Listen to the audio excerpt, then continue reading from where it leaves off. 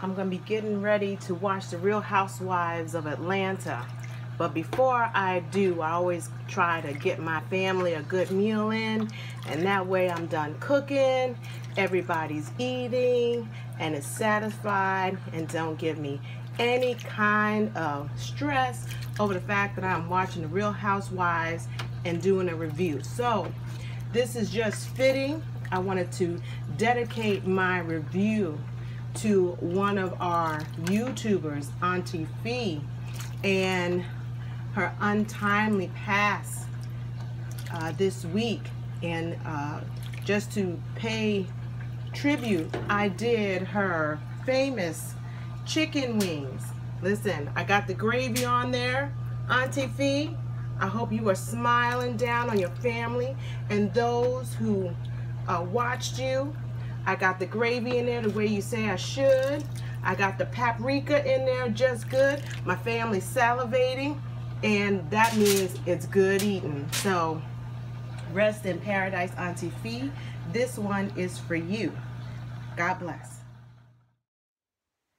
Hey, this is Shawn Sandridge, and I am back with another review of The Real Housewives of Atlanta. It is season 9, episode 17, Aloha and Goodbye. So my notes, I got tons of notes because just like this episode, it was all over the place, and my review is probably going to be all over the place. I'm going to hopefully not ramble too much, but if I am, just go with me because this is going to be a fun ride. Now I will tell you, this episode gave me life. I was enjoying it. It was all over the place, highs and lows, and actually I enjoyed it. So this video is brought to you by the catchphrase of the night, birthday booty. So remember, birthday booty, because everybody was hoping Peter would win, getting some birthday booty. Anyway, so I'm just going to start that. This episode, the winner tonight was Peter. Peter was winning. Peter was winning. Peter was winning throughout this whole Maui vacation, okay? I have to say hats off to Peter. Peter isn't always my favorite person, but I'm just telling you, in this episode, he just played his cards right. And Peter was looking good. He was looking clean. I'll talk about that in a minute. And the person who took the L is Bob. No surprise. So the episode starts out with Phaedra and Kenya playing tennis. Kenya is really happy with the way things are going on between her and Phaedra. She's like, you know, we've come a long ways, and I'm really happy about where things are going between Phaedra and I just feel like I got my friend back. Take a picture. Take a picture of that. Take a picture of what I just said, of her and Phaedra getting along, and how Kenya is really happy with the way their relationship has evolved. Freeze frame that, because in reality fashion, it doesn't last long. But anyway, they're having fun playing tennis, and Phaedra does say that, you know, she's taking it very cautiously and that she has no intentions on discussing any personal business with her or Kenya. She's taking her friend's Portia Frick's advice, and remember that, about not sharing any personal business between herself and any of the girls, because she just does not trust them and she doesn't want to reveal anything because she is already divorced and she has not told anyone else except Portia. So think about that. Okay, so Cynthia is greeting Peter in the morning. She is giving him room service for his birthday. Peter says that he was going to call her the night before for a booty call. And she was like, okay, you know, and she's like, you know, of all the things we've ever had, sex wasn't ever their problems. And I'm like, okay, go ahead, Cynthia. But, you know, they're in separate rooms, and as far as we know, there has not been any birthday booty. So she has a present for Peter for his birthday, and of course their impending divorce. So, you know, what would you think would be an appropriate parting gift for a spouse that you are somewhat amicable? It's not a contentious divorce. It's an amicable divorce. So what do you think? You'd probably give him maybe a really sexy picture of you and him, you know, the way things once were. Maybe it was a blown up picture of maybe even you in a favorite dress that he just would lose his mind over. You know, maybe it was even maybe a naked photo. Who knows? Who knows what it could be, right? But you're thinking something that would just make Peters go, the one that got away, man, I should have just, I'm going to miss this woman. I'm going to miss this woman, and she didn't give me something that I'm going to remember that what I'm missing, right? Oh no. Oh no. In that beautiful wrap, box, she gives him a blinged out Bible. I'm not quite sure where Cynthia was going with this, but Cynthia's corny, and she fails miserably every time when there's a moment of being sexy. Now, as a model, she's spot on. She's made a career and she's been very, very successful. But on the relationship side, she, she is just corny, and I don't get her. But she gives him a Bible. Peter's like, I guess she thinks I need Jesus. I guess. All right. So she does say that she's not dating because Peter asked. She says, "No, I'm not dating. I'm not single yet." And he was really pleased with that because, by all accounts, neither one of them have been seeing anyone, and it hasn't been noted that they have been seeing anyone. So, she's like, "I don't think that I'll ever get married, and that I don't think I was a good wife." And Peter says that he felt like he failed. And Cynthia just says, "No, it's not you, it's me."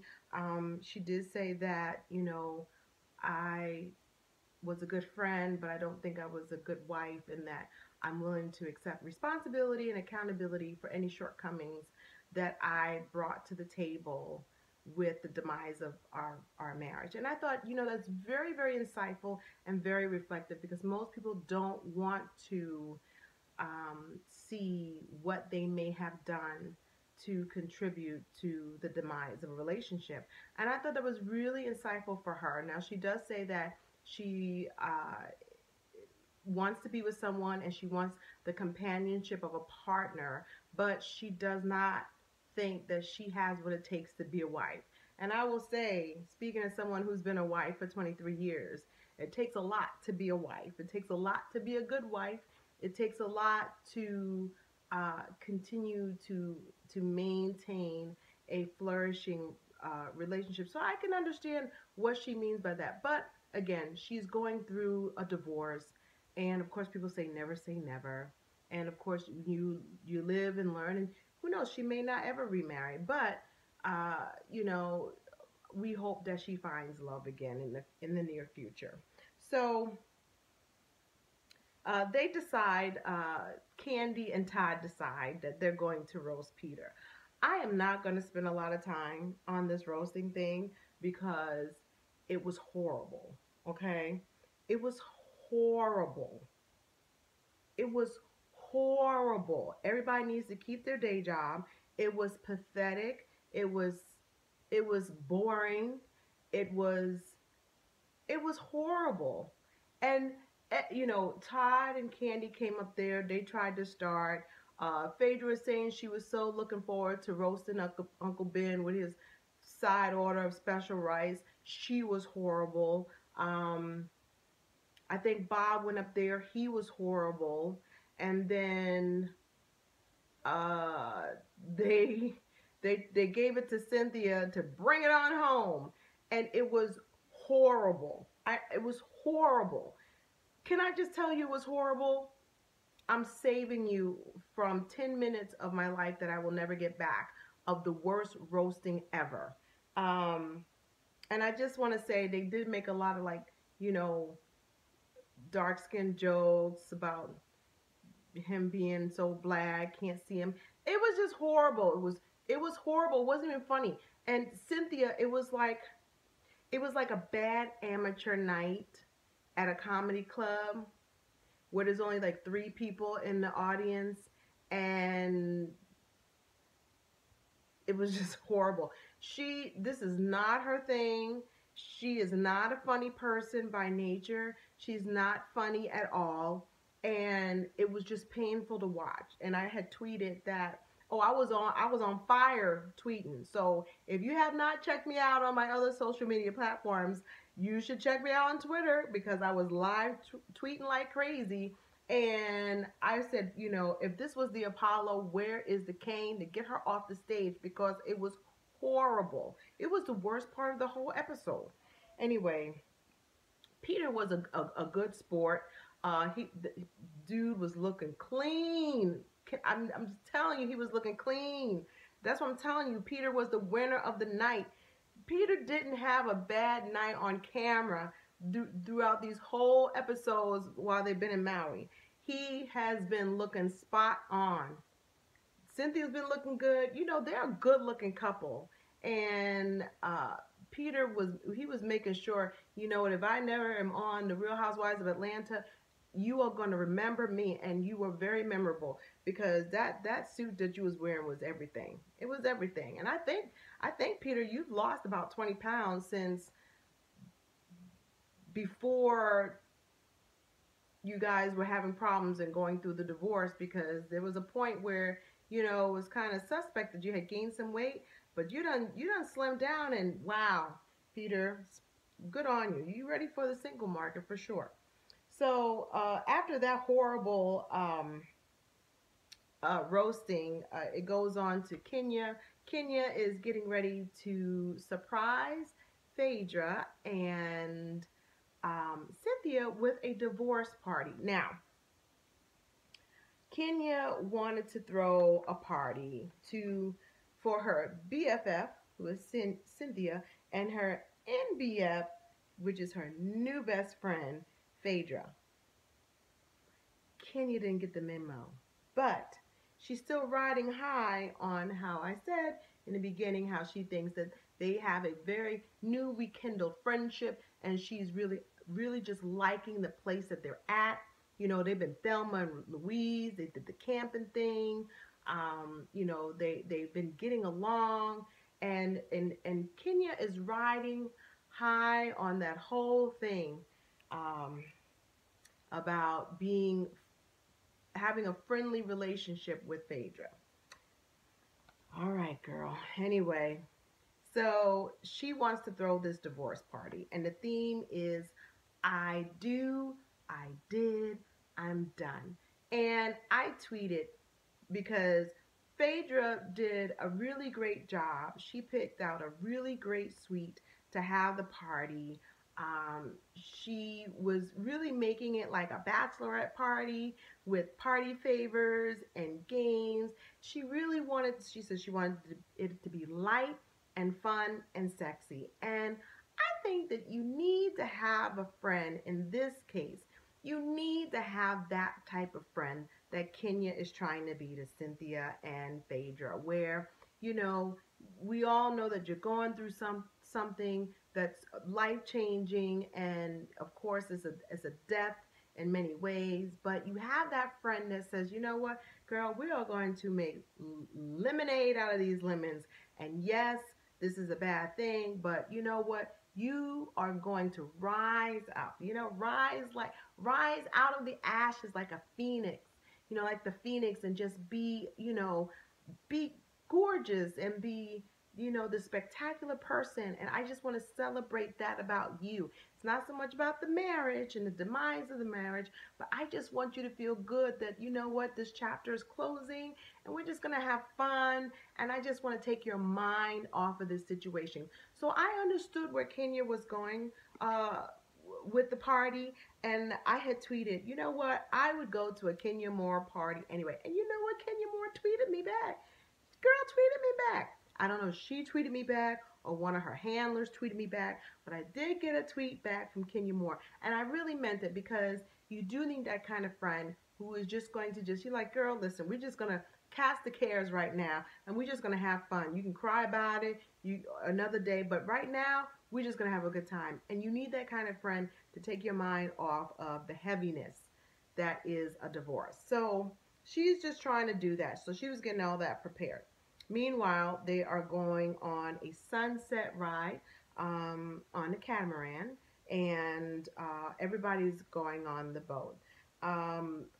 Everybody's up on the upper deck, and Bob and Sheree are on the lower deck. Now, remember, Bob and Sheree, last episode, Sheree walked out of the jewelry department, the jewelry shop, because she really just did not feel that Bob was sincere, and he was joking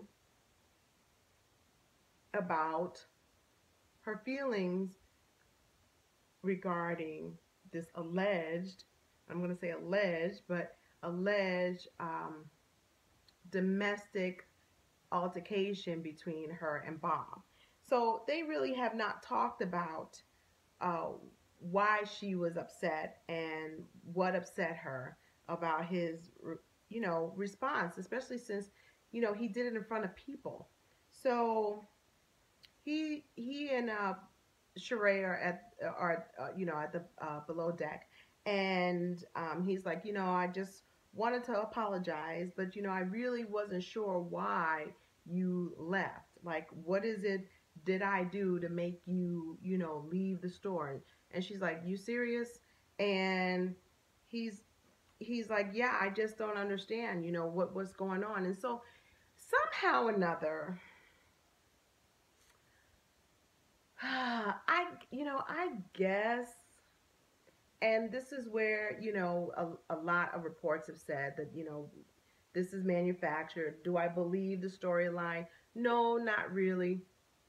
And of course, if you check out other YouTubers and other YouTube reports and blogs and things like that, Bob was very much a storyline. His actual girlfriend was in Maui at the time, and this was all of a front. But let's just say, for the sake of the essence of the argument of what was going on, the idea that he would make these remarks about, I should have choked you harder, was very insensitive, and him continuing to laugh, whether it was nervous or not, it shows a level of insensitivity.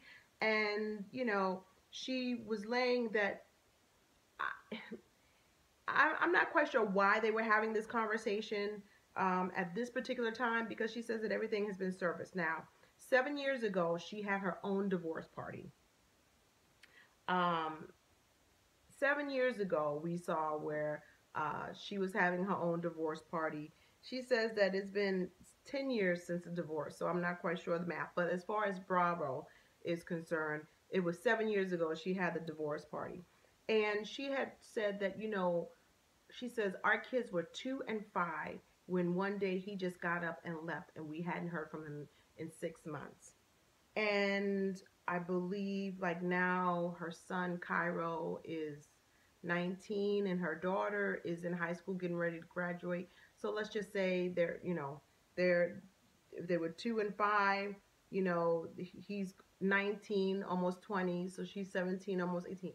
So, there's a lot of time that has gone by, and evidently they haven't had a serious conversation about the things that he did, not paying child support. We saw that play out where Phaedra lost the case about paying child support. And, he, in the beginning, she was sleeping on air mattresses, and,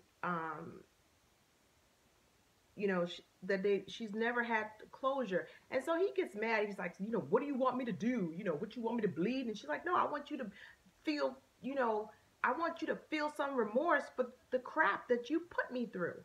And then she kind of breaks down, and I want to give her the benefit of the doubt that was serious emotion, because I have not gone through that. But I do understand that if you have unresolved feelings about somebody, doesn't matter if you're not in love with them anymore, but if you have unresolved emotions with someone, that they can come out.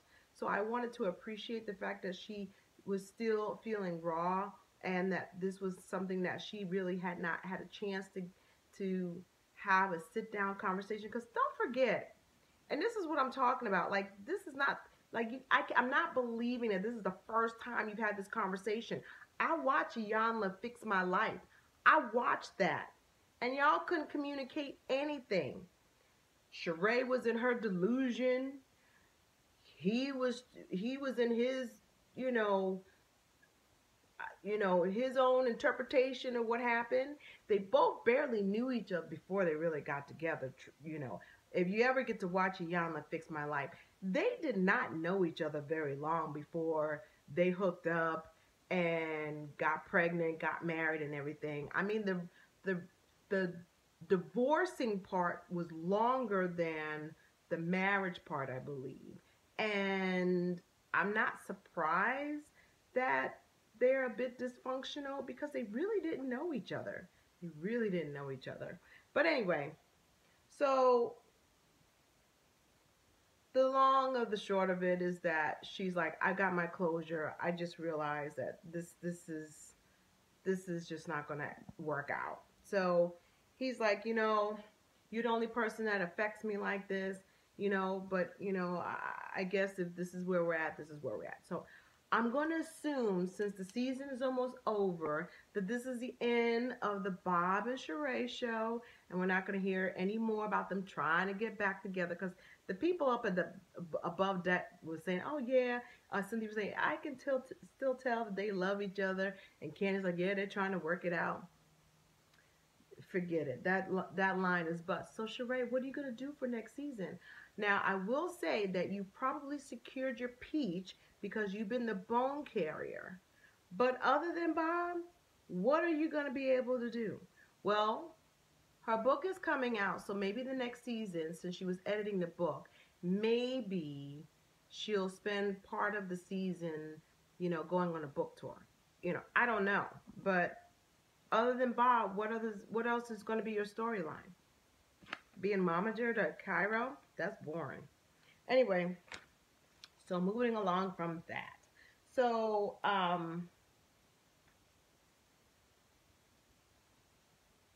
oh yeah, and so that terrible roast. Here, what I wanted to talk about was that Sheree didn't want to talk about herself at the dinner. Now, she did say that this is Peter's night, and I don't want to talk about it. I don't want to talk about. Well, no, she actually said at the table, I really don't want to discuss this in front of the men, and no one pushed it. But in her confessional, she said, well, this is Peter's night. Now, Sheree, since when have you ever been concerned about anybody's night, anybody's venue, anybody's program? When have you been ever concerned about how someone else is going to feel? Because if you felt that way, you wouldn't approach the whole elephant in the room, let's clear the air situation at the last dinner fiasco. But see, you don't want to carry bones at your own doorstep, so nobody can call you out. Everybody just left it alone because no one else is designated bone carrier. So I see how this works. So, oh yeah, so I'm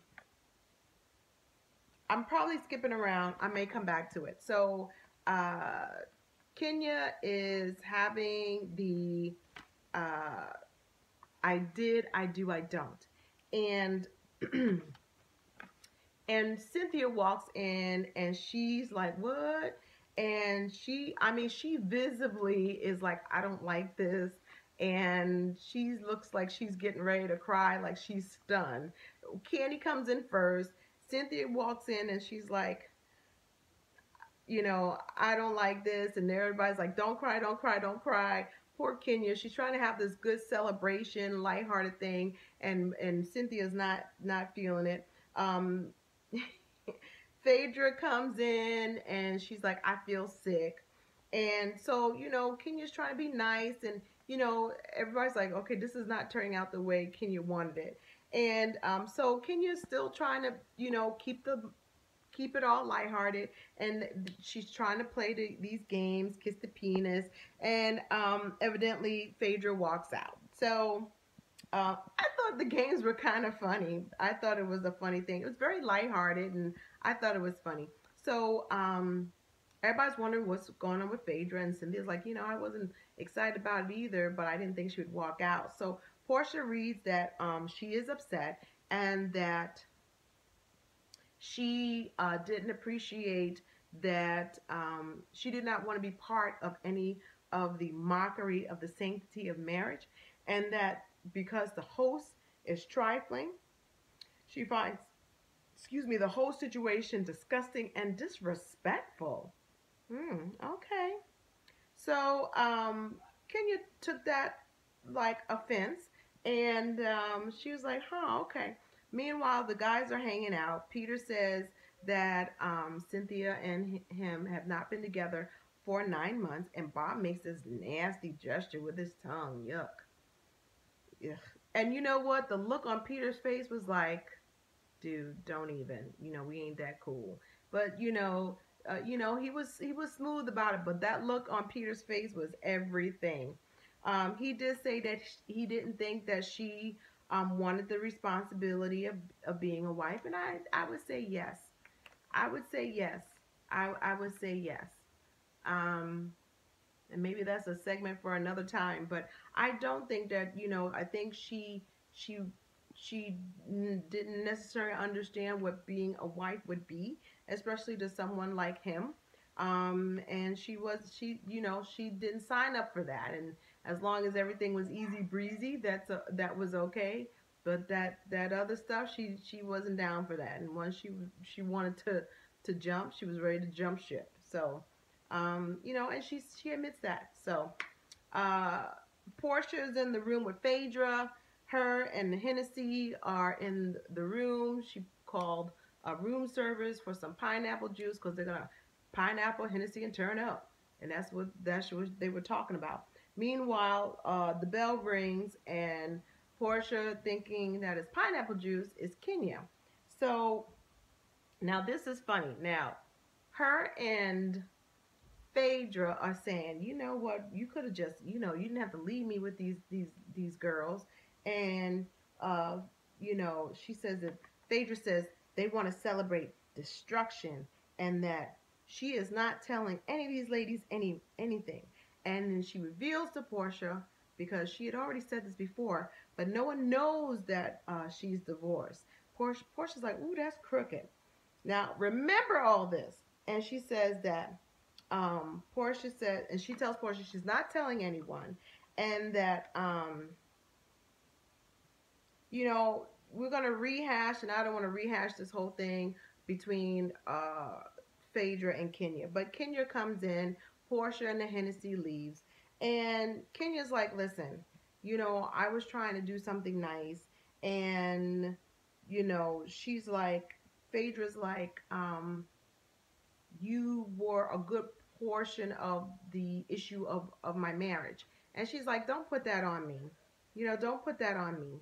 And then you know what? I wanted to give it to Kenya. She pretty much says, you're the one that wants to talk about restoration, but you're the least person to deal with a restorative heart. You talk a good game, but you don't want to do any restoration. You just want to lead something, and you just want to say you did something. But here it is. I'm thinking we're good, and you want to throw this in my face. And in Bravo fashion, Bravo brings the receipts. We know that Apollo lied on her. Now, listen, we're not going to go over this tit for tat. We're not going to talk about what Kenya did, okay? Because we all know about the inappropriateness that Kenya had at one time with Apollo. But the core and the crux of the issue with Phaedra and Kenya was that Apollo lied on Kenya about texting, and it didn't happen. And it was not revealed until Apollo was getting ready to go to jail that he fessed up that he lied. And the fact is that he first told Kenya, and Bravo brought the receipts, that he lied and he apologized. And then that's when one of the things that Candy was like, oh snap, all this time we've been, down for Phaedra because of Kenya, and even Candy was the first person to go to Kenya to apologize. Like, I've been holding this thing against you because I'm thinking you doing things inappropriate, and we just find out from Apollo that he lied, and I'm sorry. So Phaedra was the last one to even apologize, and they were in the Philippines and they prayed over it, and she told her that she wasn't going to call her, Kenya Moore whore anymore, and that they prayed and this was going to be a clean slate. So why are we bringing this up? Like, why is that the case? If you really felt this way, why are you doing anything? If you felt this way, why would you go to camp? Why would you stand in an olive branch? See, this is why nobody trusts you, Phaedra. But again, a snake, you can't be mad if a snake does what a snake does, which is bite you. Doesn't matter how you handle it, the snake is still going to bite you. You just got to be prepared. That's how I figure it. Anyway, so Kenya said, listen, since you want to do all this good doing, why don't you work on yourself and find that Bible that you love so much and lay hands on it and lay hands on yourself. And I'm going to pray for you. And so I was really proud of Kenya sticking up for herself, because she's like, you know what? I've been nothing but nice. You are not going to call me names. I'm going to say what I have to say, and we're going to be done. And I was like, good on you, Kenya. Don't let her nice, nasty you. Just because she doesn't raise her voice and cuss at you doesn't mean she's not evil. And that was just evil. I'm with you on that, Kenya. So anyway, Portia with her Hennessy. Are you going to blame this on the Hennessy, Portia? Because I would love to see in this next episode how you get out of this. So Portia goes back to the suite, and she says, this whole thing is new. Her divorce was like last week. Now, weren't you just laying on the bed telling Phaedra? Weren't y'all agreeing about not telling these ladies nothing? Didn't you just hear your frack friend say that I'm not telling these ladies nothing about the divorce?